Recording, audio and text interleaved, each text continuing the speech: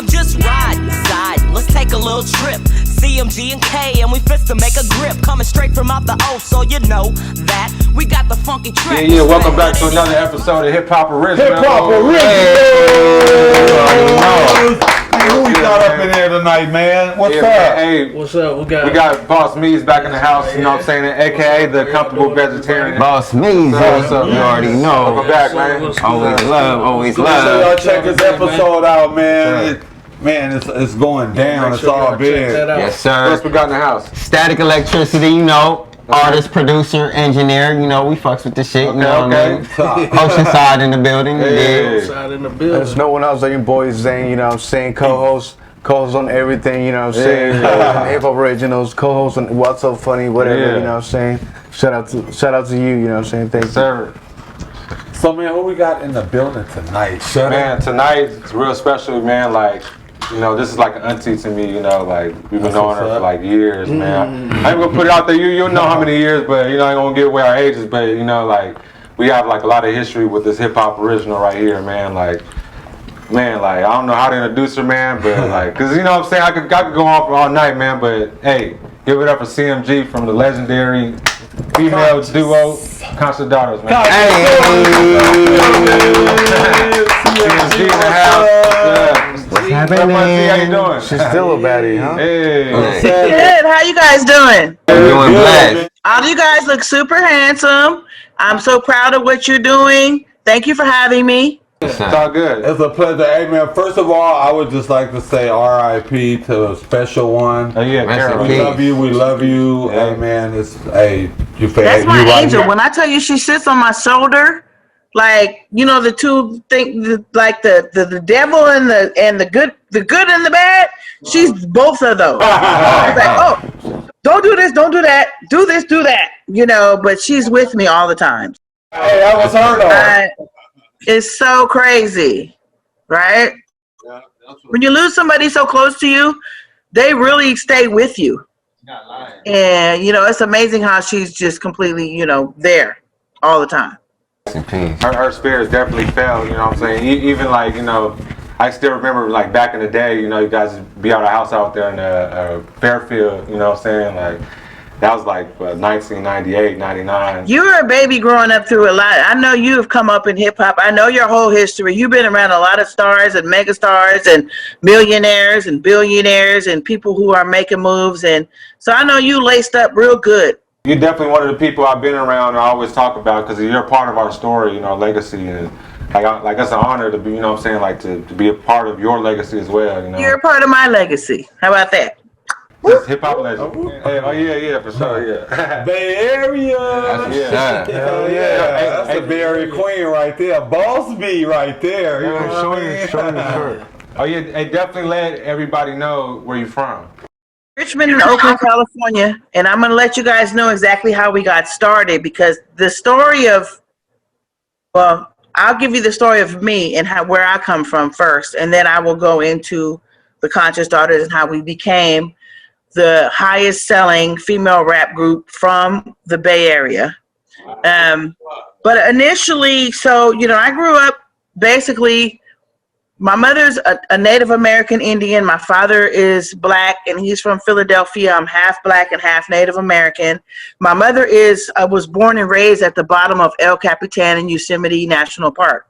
So if you go to Yosemite National Park, that's all my family who runs all that. If you want to cut down a tree, you got to call my cousin. They all run the Indian Bureau of Affairs up there. And my dad is from Philly. And he joined the Air Force. And when you join the Air Force, they send you to the opposite coast from where you're from. So they sent him to the West Coast where he met my mom. And my father was a crooner. So his best friends include Frankie Beverly from Maze, Ron Tyson, who is the lead singer of the Temptations now. And he grew up with a vast amount of singers, and my dad has been in a band all his life. Ron Tyson, who's the lead singer of the Temptations now, has always wanted to be a Temptation since he was a kid. And it's the fact that he actually made it is awesome. But my dad, you know, once he got my mom pregnant, he said, you know, I have to make some money, so I'm going to go into the Air Force. And the Air Force, of course, sent him from Philly to California. And, you know, I was raised in Berkeley as a hippie kid. But, you know, my uncle, Frankie Beverly, came to Berkeley. They wanted to come to California to start their career. And I was a band baby. I spent years and years as a band kid at the Greek Theater with Marvin Gaye, you know, Mays, and numerous other artists that have come from the East Coast, because my dad was planted there and they wanted to come to California to blow up. So where did they go? My house. And they all lived in our small apartment and raised me as a kid while my mother was a nurse working the night shift. My dad raised me. So basically, I learned all the 70s music when in the 70s, and all the music of everything that you can ever think of, the whole catalog of anybody who's anybody at a very young age. Now, fast forward to my partner, Carol. We're the same age, right? She comes from Seattle, Washington. Her mom moved to Richmond, California, and worked for a radio station called KDIA. So Carol was about, you know, 10, 12 years old, and her mom would take her to work with her. So Carol learned how to work all the operations of the radio station. By the time she was 15, she could run a whole radio station. She knew how to do reel-to-reels. She knew how to do the PSAs. She knew how to do all of that stuff. Fast forward to us meeting when we were around 16. No, not 16, excuse me, 13. We had a mutual friend. And through our mutual friend, we met just in the neighborhood. And we were like, I was like, oh, you work at the radio station? And we had a connection through music. And we became best friends. So by the time we got in high school, fast forward, I'm just making it quick. We went to El Cerrito High School, and they had a radio station there. And in the 9th grade at high school, Carol went to the radio station, and the guy who runs it, he's called the program director, he looked at her, she went in there, and she turned on everything. She knew how to run the whole radio station. She was in the 9th grade. She knew how to operate everything, and he was amazed by her. His name was Mr. Blackman. And he was just an awesome, awesome, awesome teacher. And he put her in charge of the whole radio station in the 9th grade. Wow. Meanwhile, they had 12th grade students, 11th grade, and 10th grade students that had been in the class for 3 years. She came in there, and he put her in charge. Hence to me, I want to be a rapper. Like, you know, me, I've got all this flair. So I started cutting class and going to the radio show and then doing live raps and stuff. I really wanted to be the real Roxanne.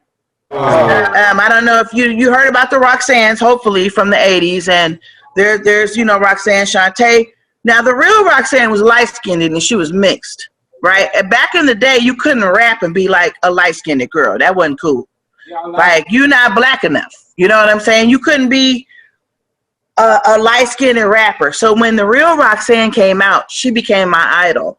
Wow. And I, from there, I started going into her radio show, and we started doing live raps. And we started doing Run DMC type raps, because she also knew how to scratch. And I'm talking 1980-something. She started, she started doing Jam Master J raps, because Run DMC was also one of our idols. Yeah, all New York music, all New York. But her mom worked at a radio station, so she was able to get New York tapes and bring them to here. Yeah. So we were on El Cerrito High School radio station playing Mr. Magic and all these New York radio shows on our radio station when we were 16. That's legendary. Yeah, so by the time we got to the end of high school, we started making tapes and utilizing the studio of the radio station. We started making cassette tapes. Yeah, y'all don't know nothing about that, but back in the day, we had to make cassettes. We didn't have MP3s and none of that. So we made the cassette tapes, and we made a whole bunch of them. So we went to buy blank tapes, and we made a whole bunch of them. So when we got out of high school, we started going to the 18 and over clubs. And Special One was a real good freestyler. So she would freestyle at all these clubs, and everybody would be like, who is that? Finally, we met an artist from out here named Paris. And he Paris. Shout out to Paris. Yeah, Paris is Panther. you know, the Black Panther of rap. He's a activist. He's just an awesome rapper. We had no idea who he was. But when he caught us doing a live show, because we go in the clubs and just grab the mic and start rhyming. You know what I'm saying? Straight up out the gutter. I rock like old school Adidas with no laces, 3 triple aces, facing your doom, blast like platoon, bitch with a gat and a teddy at the saloon. You know, like we would just come in and just the top. When they say bust a rhyme, that's what would happen, right? So they was like, who are those girls? You know? And so from there, it just led to this huge buzz. We started getting all this Conscious Daughter gear, and everybody was like checking for us, because it was all a live thing. We would go, whoever was popping, we would go to their club and just get up in there and get on the mic. Throw your hands in the air and whatever, you know, just right in the club, right? So people would be like, damn, who are them girls? You know what I'm saying? It was just real authentic. And it just kind of led to us meeting Paris at a Digital Underground album release party. And he said, why are you called Conscious Daughters? And at the time, we weren't thinking Black social conscious. We were like, we're conscious daughters because we're conscious of where the clubs, and we're conscious of where the weed is at and the drinks and the blah, blah. You know, we were all like about partying. But he was about Black politicalness, and he really just said, hey, I'm starting this record label. I'm on Tommy Boy, and I'm going to move, you know, and, you know, they're giving me all this money. And so we were like, cool. So he paid us all this money, and we got together and just did an awesome project. And it ended up being one of the biggest selling. Still to this day, there's no other female rapper in the Bay Area that sold more records than us. I love that, and I'm just happy to be able to say, hey, I'm a legend, and I can say that now. I would never say that before, but that's basically the story. I'm gonna let y'all ask some questions. I know I talked a lot. No, that's good. Because I had a lot to say. I want to educate you young men, because I know y'all don't know, but I had to let you know that we really came up through radio, and you know, having parents who were really involved in music, and we learned a lot. All the 70s and 80s music, we grew up on all that. So by the time rap came out, we were there before rap came out. So we used to listen to radio. When I was 13, I was listening to rock music. Mike can probably, he did the same, I'm sure. We had KFRC. You know what I'm saying? We didn't have rap. We was listening to white people all day long. And that's why I love me some soft rock, because, you know, I love all of that Journey and, you know, all this Foreigner and all these groups. But when rap came out, holy shit, I found my identity. So we were there from when rap started. The first rap song that I ever heard, I want to say was Sugar Hill Gang, but it might have been, I said a hip, hop, the hippie to the hippity. You know, that was in the 80s. When that came out, that was the introduction to our career and your careers and your lifestyle now. You know what I'm saying? So that's basically a quick glimpse in the story of Conscious Daughters and how we started. That's what's up, though. Hey, Yeah. so what were you about to ask her? It's crazy when you mentioned the Roxanne thing. We just interviewed the Kango kid from UTFO. Yeah. Well, that's cool because I talked to him, right? So let me tell you, I'm a fan of rap. So first of all, UTFO was one of our favorite artists. I never thought in my life that I would ever meet them in person. So us coming up, we went to every concert. We went to every concert, and we were in the front stage. Like, we would get there, and Carol, the other girl in my group, she was very, you know, she's like a tomboy, but she was everybody loved her. She's very likable. She talks to anybody. She walks in the front, oh, excuse me. And Mike would know how suave she is, right? And so we would be right in the front. She would manage her way through a whole crowd of people nobody would be mad at her. That's how good she was. And we would be right in the front of all these concerts. And luckily, we would end up backstage at every show. She would walk up to the security guard and be like, hey, something, start talking. And the band members would see her because they seen us in the crowd and be like, come backstage. Earth, Wind, and Fire, Dougie Fresh, the whole fucking hip-hop, whatever it was, all the time. So when UTFO came, we were such groupies, but we really weren't. Like, we weren't trying to sleep with you. We just wanted to hang out with you, right? So we got backstage with UTFO, and if I would have known, I would have brought my autographed pictures from 1986 that I have in my garage right now. But they were the bomb. So when I met Kango Kid, I talked to him because I told him The Real Roxanne was like my favorite rapper, and he was like, you know, that's great and everything. And I've connected with him, and I love him. He knows me, I know him. And when I met him, I was like, God, I never thought in my wildest dreams I would ever meet him. Because when you're growing up, you hear your artist, you'd never think you would meet somebody. Right. Same with Big Daddy Kane, Slick Rick. I recently did a show with them, a throwback show with Big Daddy Kane, Slick Rick, Nice and Smooth, and somebody else I can't think of right now. But it was I was like, I couldn't believe I was meeting them these many years later. You know what I'm saying? Like, I've never met these people. Like Big Daddy Kane. I met Big Daddy Kane in 2019. So you imagine me, I'm trying to be cool, but I'm like, oh my God. Yeah. Big Daddy though, you know? For real. Smooth operator. So, you know, we've been around the block. That's it, man. Like, we started with when people would walk up to you and say, bust a rhyme. You just had to bust a rap. You know what I'm saying? I'm the bitch, I'm all that. And then you just got to come with something. You know, and one thing about your generation, is you guys like to rap with the lyrics playing in the background. We never did none of that shit. You know what I'm saying? We deliver straight vocals, and that's why I'm so loud. Because when I rap and I rhyme, I got windpipe. You know, y'all mumble and shit. You know what I'm saying? It's not a bad thing because I like it now. Took me a while. But when we were doing it, it was just very much like you had to have your freestyles together. You had to have a lot of, you know, presence. We didn't want to just pace the stage back and forth, just standing there doing nothing. Yeah. Our teachers was the Beastie Boys and the UMCs. So that was our idols. So when they lock legs and when they lock hands and when they rap to each other, you know, they talking to each other and they vibing off each other. That's what we learned. And that's what blew us up in the Bay Area because these niggas wasn't doing shit but pacing the stage. Me's got a question for you real quick. I got a question for you. So what was one of the highlights of one of your tours that you've been on?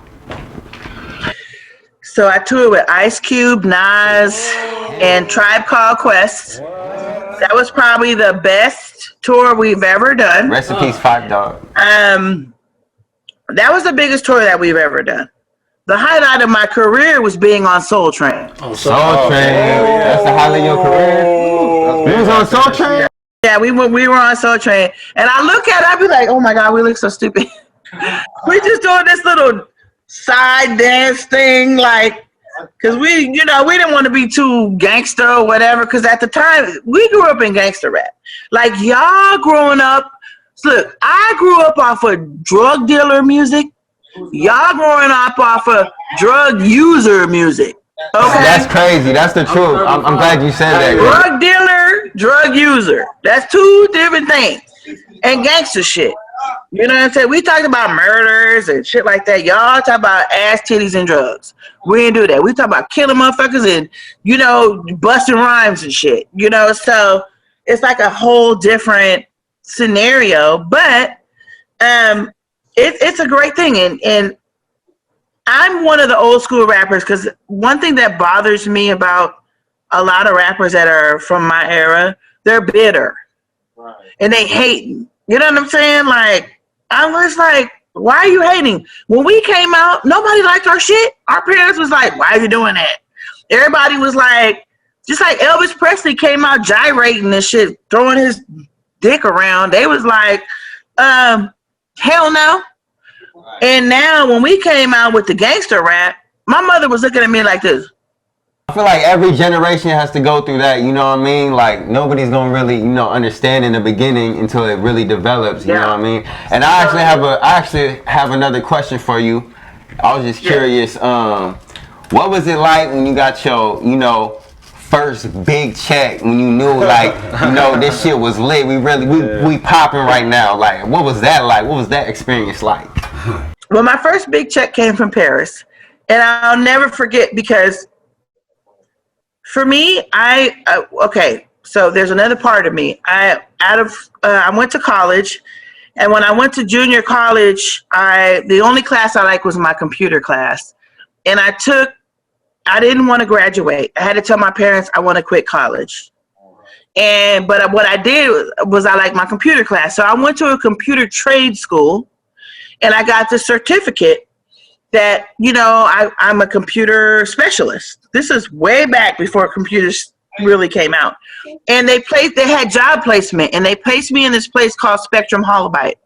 And when I got there, they said, okay, you're going to be a receptionist, right? So I'm a receptionist at this video game company, right? And this guy walks in. He's a tall white dude with a big afro like this. And he said, hello, my name is Alexei Pazhitnov, and I'm here to meet with Guyman Villa, and I have an idea for a video game called Tetris. Wow. So I literally checked him in, and I am an original developer for the game called Tetris. I'm on the original development team for the very first version of that, and the company that I work for, they sold it. So my name's in that book. So then I had a coworker who said, "Oh, I'm leaving." He left the company. He went to go work for Lucasfilm.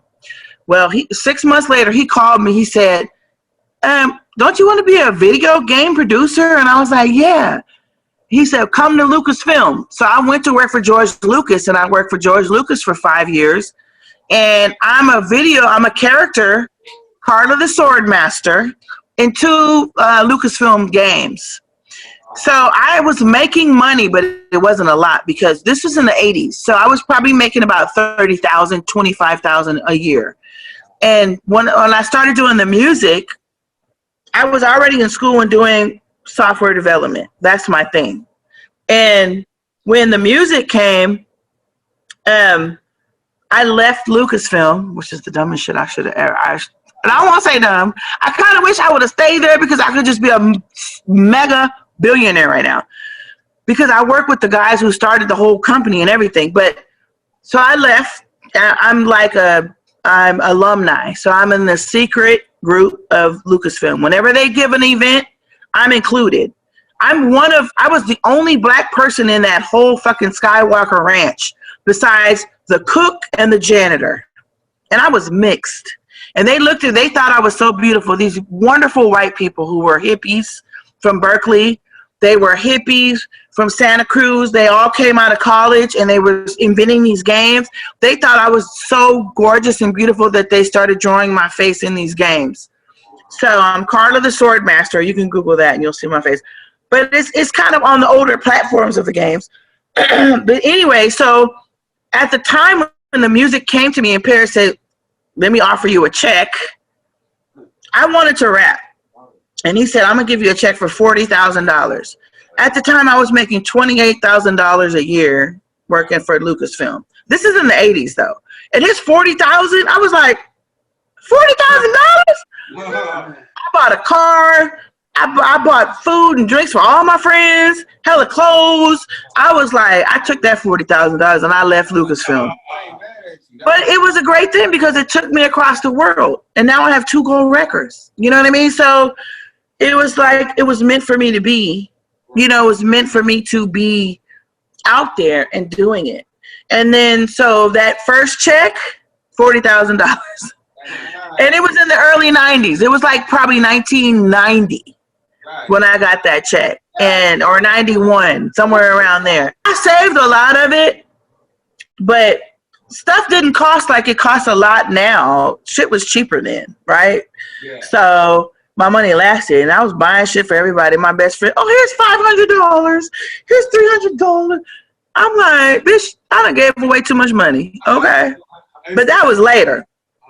So that was my first check experience. It was awesome. Hey, so I know you met a lot of rappers, but there's a special one I gotta ask you about. How do you meet Crazy Bone? Crazy Bone Thugs. Okay, so we toured. So Kara Lewis from the William Morris agency was a really hot agent through Priority Records. So we were signed on Priority Records, which is the same label as Ice Cube. You guys you're probably familiar with Priority Records.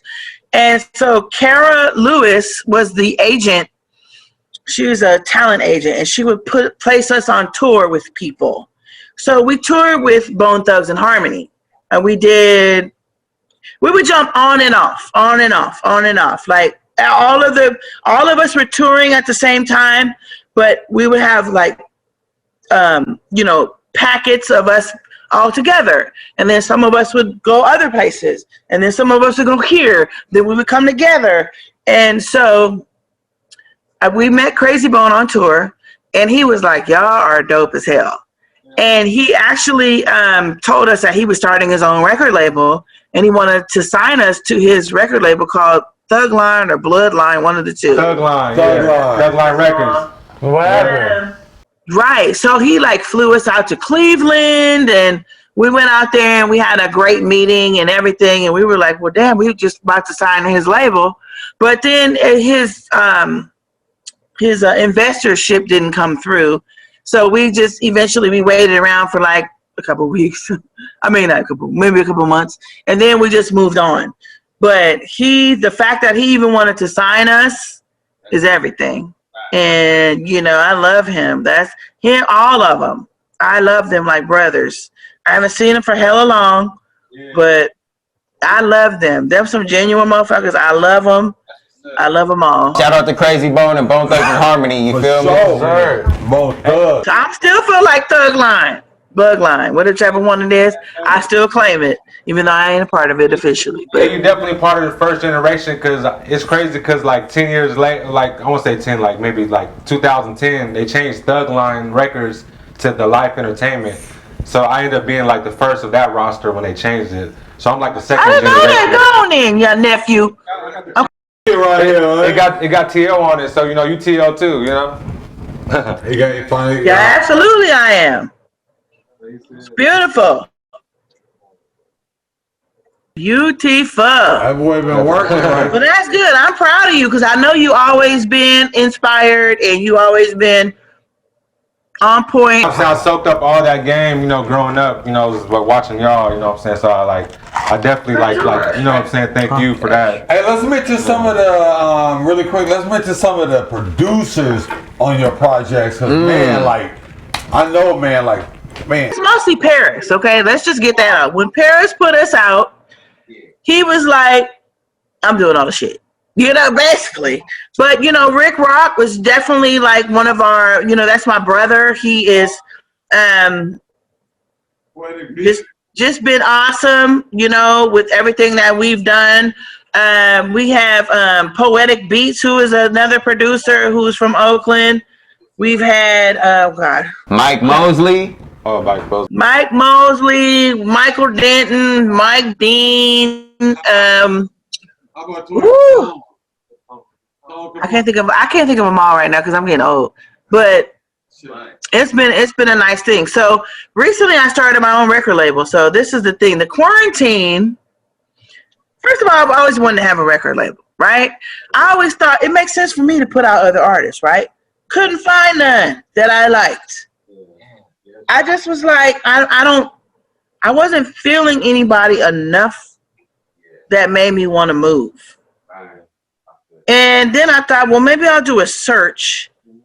But I'm not like, of us of our age, we're not that social networkly inclined to where I knew how to really find somebody that I liked. My guy brother is a celebrity chef, and so he's turned me on to this artist who blew my mind. And I'm like, I have to have passion about what I'm doing. Like, I've been looking for some. My first reaction was, let me find some women, right?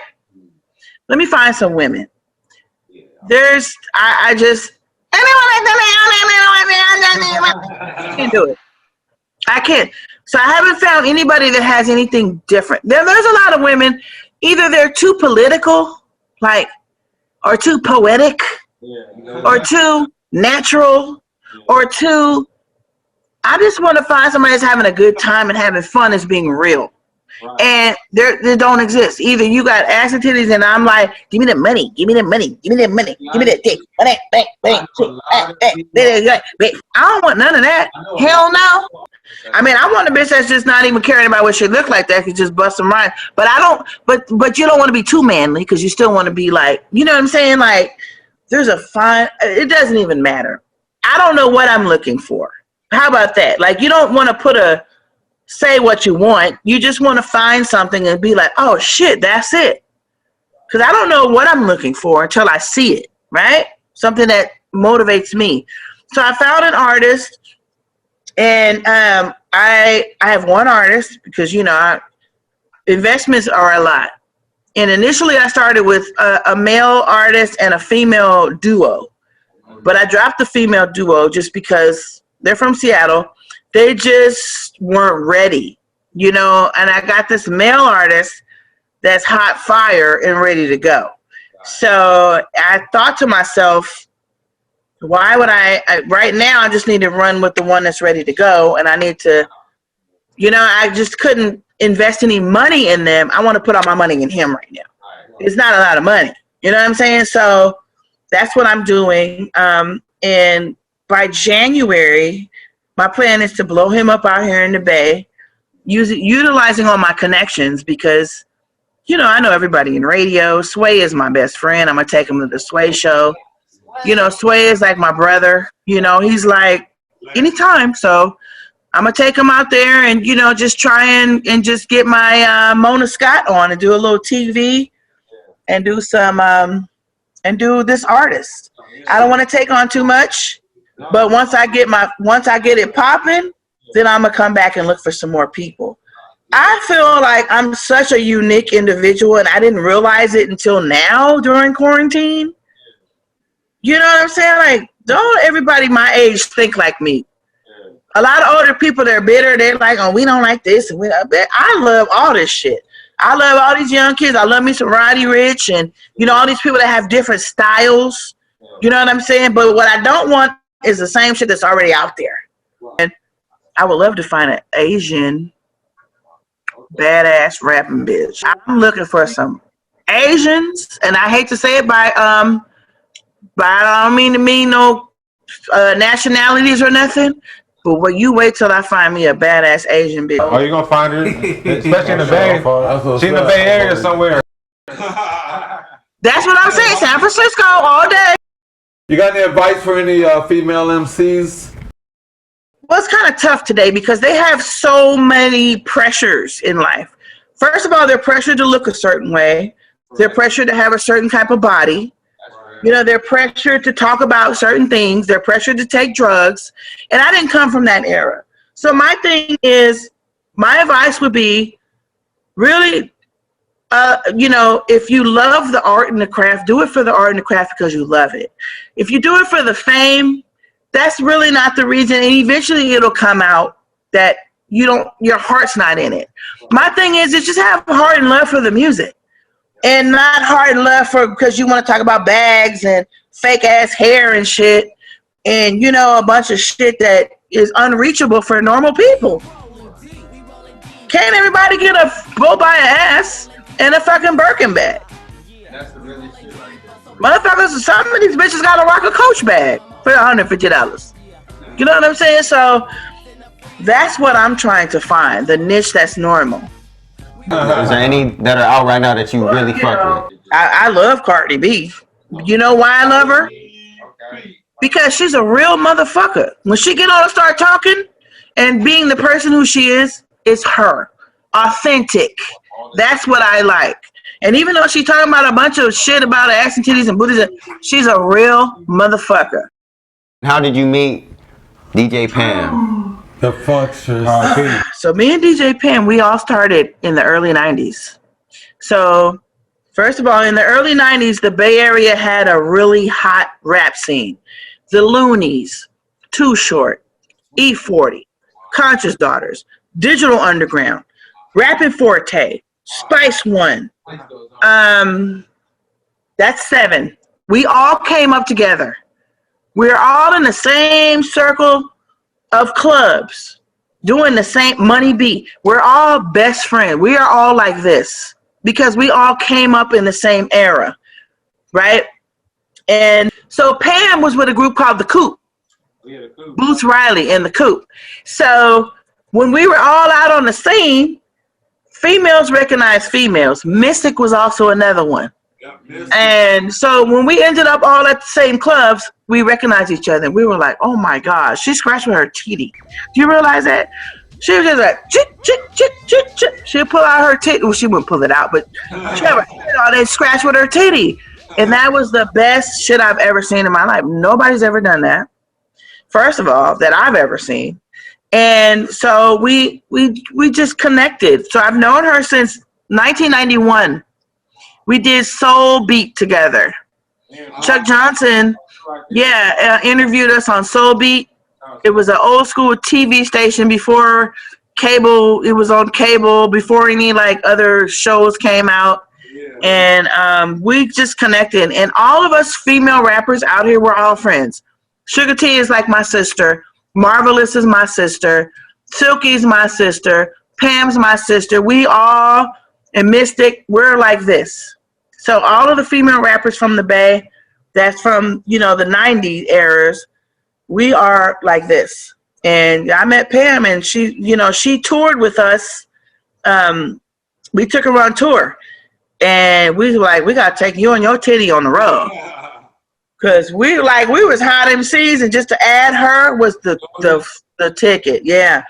So she had her own group. She would work with them, and then she would come work with us. And it was just such a beautiful spirit and such a great person. She would love hip hop. That's the thing. Like, it's different when somebody really loves the music and the culture, and then another person who just wants to do it because they want to be on TV or fame. You know what I'm saying? It's different. Yeah. That was my girl right there, man. R.I.P. Yeah, I love her. The Funksters. Even like going back to the video game thing, like in the modern day, y'all still part of it because sometimes when I play Grand Theft Auto 5, I hear y'all song playing and we rolling deep. I know. I was so happy. You know who told me? Okay, well, I knew that. So first of all, we have 2 songs on 2 of the. We have a song on another game. I can't think of the name of it. But Electronic Arts is so funny because I used to work there. Like when I worked for Lucasfilm, they would send me to Electronic Arts because they had partnerships. And they would send me there to like help the people and stuff. So I've been to Electronic Arts and I always thought it was the greatest place. I would go in there and be like, oh my God, this is where they make the video games. It was so awesome. But the fact that my song was on there, I heard like Paris was like, oh, Grand Theft Auto might be putting our song on. Might be. So I was like, oh, really? Okay, that's great. Then I forgot about it because it takes hella long. Like when they're thinking about it, they think about it in March, but the shit don't happen till the next March, right? So I kind of forgot about it. And then Warren G called me. I was in a pizza shop. I'll never forget. And I was like, I answered the phone. He said, hey, guess what I'm doing? I was like, what? He said, I'm riding on something to re-roll deep on Grand Theft Auto. I said, are you serious? Yeah, he was the one who called me and told me that my song was on Grand Theft Auto. And I had to act like I knew about it, but I had forgot. So I didn't want to sound like I forgot. I was like, oh. I said, are you serious? He was like, yeah. And I was like, oh, I knew that. But I forgot, for real. That's pretty dope. That's just legendary. The last time we seen you, me and Shutter, we're on the set of Straight Outta Compton. Straight Outta Compton. Yeah, Straight Outta Compton movie. I know that was so fun, right? We were the extra. We were extras. That was fun. I was happy to do that. Matter of fact, I want to do some more. It's a daughter's movie, you know what I'm saying? Like y'all deserve definitely a documentary and then a movie. You know what I'm saying? They're doing a unsung female rappers that we're gonna be on. Yeah, so it'll be me, but Carol's pictures and stuff will be on there. So I'm trying to collect like everything for that, and yeah, hopefully there'll be more to come. We'll submit. You know, we definitely have some photos, so we will submit to you and maybe something you can use. The movie All Day and the Night, they played y'all song on there on the movie on Netflix. Yeah. It was such a nice surprise because Paris is like the administrator of all of our music, and he doesn't always tell me everything. So some things come as a surprise. I find out later when I get my paperwork what it is. He don't call me every time somebody calls him. You know what I'm saying? He just kind of sends it. But that's okay. I was just happy to hear it. And, you know, Jimmy Kimmel's been using our music a lot. He's been using Funky Expedition a lot. I probably got more money from Jimmy Kimmel than goddamn any other show. Because he repeatedly uses it. Apparently he or whoever his music person is, they like it. So they play that. And then, but yeah, it's an honor. He has a new album out right now about the state of the world today. Right. And you know, he's the Black Panther of rap. So everything he raps about is about political, Black consciousness. Right. Everything against Black people is addressed. Right. It's all a warfare for him. And his album is slapping. Like, he has a new album out now. You guys just go on Apple Music and put in Paris. No video. Came out this year. And check it out. Like, he's got some shit out. I don't work with him personally right now because he doesn't really have his label like he used to, but he's putting out his own music, which is good. And I'm actually gonna do I'm gonna put out an album that I did in quarantine. It's really quiet right now because I still need to go through some of the songs and make sure. 6-song EP. I'm not trying to do the whole album. You know what I'm saying? You just got to give them a bam, bam, bam. You know what I'm saying? You got to know how to attack, right? Given the fact I'm a little older, I might have an alter ego, and it might not be under my name that people are used to. Okay. Because a lot of these kids, they love it. They don't need to know my age and where I come from. That's all I'm saying. So I'm kind of dabbling around with this alter ego and maybe seeing where that can go, just for like a couple little quick treats. You know what I'm saying? I'm not going to live on it for too long. I'm doing fine. I'm not a starving artist. You know what I'm saying? I own my house. I own cars. I'm good, right? I'm getting my money. Go for it. So real quick, can you share with us your social media and your Cash App if you got one? You say Cash App? I love y'all little nuts. Y'all youngsters with the Cash App. Did you say Cash App? Social medias. Woo. No, so anything Conscious Daughters. Conscious Daughters on Twitter. Conscious Daughters on Instagram. But you got to spell conscious right. That's the hard part. Y'all little niggas can't spell. CONSCIOUS. Conscious Daughters. I do have a general manager who's going to be running all that. So because I'm just not hip to all that shit. So I had to hire somebody who was, okay, or who is, to get me everywhere I need to be. So we'll see. Right now, it's just kind of, in the early stages. But, I'm going to come back to the show once the shit is done and be able to show you guys what it is. I'm going to show, like, some footage of, like, me playing your house. It was on your son's, I think, 3rd birthday. It was, like, 1999. I'm like, over there, like, me and my sister. That was a good part. Aaliyah, tell Aaliyah hi for me. Yeah, I got you. She's a mother now. She's a mother of 3, beautiful daughters. Yeah, no, I see the babies. Yeah, that's awesome. I remember I was on those BDs back in the day. I thought they was blunts. I was like, what are those little BDs? Like they had a string on it. Oh my God, that was terrible. I'm so glad we stopped those. We would be fucking dead right now. All right. That shit was so harsh. Wow. Oh my God. He said he remembered the beat. I thought they were blunts back then. I was like, oh, this little skinny ass blunts and shit with the rope on it. Yeah. No, you was too young to know about a blunt. I was like, I'm a young OG. I remember all Maybe that not. yesterday. That's hilarious. Yeah. Thank you, Marie. Shout out to Miss Marie behind the scenes. I love Marie. First of all, I love me some Marie. That is my boss hustler sister right there, and I appreciate her. And I'm so proud of everything that you've done. We've known each other for so many years, since the 90s, and you have always stayed on point and been having your business. Both of you guys. Yeah. Power couple. Hello. Say that. All right. I love you guys. Thank you for having me. It's been a pleasure. I'm going to come back when I get my shit out. Okay? Come back anytime.